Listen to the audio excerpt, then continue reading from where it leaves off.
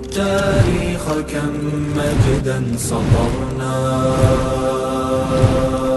على صفحاته وبه تغنى.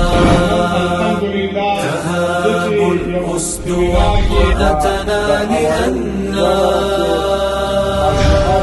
لغير الله كلا ما ركعنا ما ركعنا.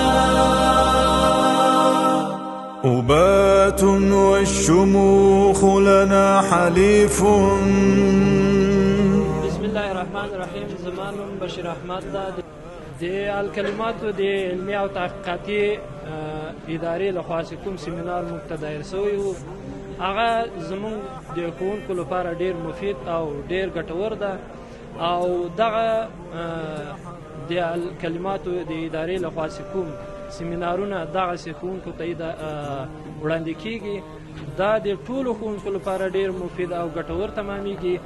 او ځکه چې په دغسې سیمینارونو کې زموږ د ښوونکو علمي سطحه لوړیږي او همدارنګه هغه کومې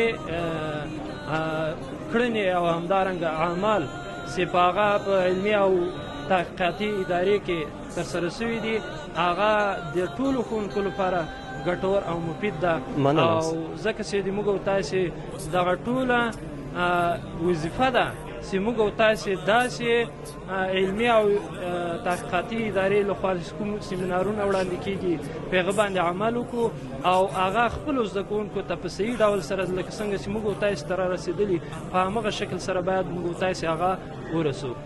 د موږ د ټولو ښوونکو دا هغه د امیدواري ده چې د موږ او تاسې په آینده کې هم دغسې ګټور او مفید سیمینارونه باید وړاندې شي او دا د ټولو ښوونکو لپاره ډېر مفید او ګټور ده.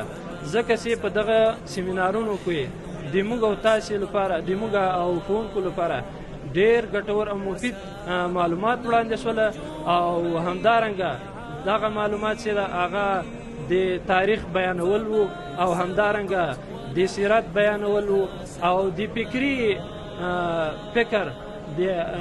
د فکر د جوړولو لپاره ډېر مفید او ګټور تمام شوي دي. نو موږ هم غواړو چې په آینده کې دغسې ګټور سیمینارونه د ښوونکو لپاره دا اغوستي. دا د موږ د ښوونکو لپاره هم ګټوره شوله او په آینده کې دا د ټولو ښوونکو دا دنده او وظیفه ده چې هغه خپلو زده کوونکو ته په مناسب او همدارقم په عملي شکل سره هغه باید ښوونکي باید زده کوونکو ته ورسي، ځکه چې دا د موږ اسلامي دنده ده. په عموم کې ټولو د افغانستان په سطحه باید دغه د علمي او تحقیقاتي ادارې لخوا نه چې کومه سیمینارونه وړاندې کیږي دا د ټولو ښوونکو لپاره ډېر ګټور او مفید ده.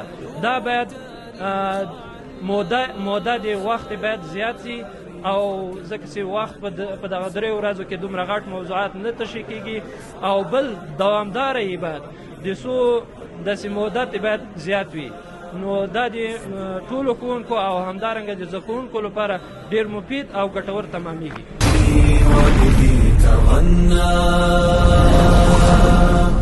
تهاب الأسد وطأتنا لأننا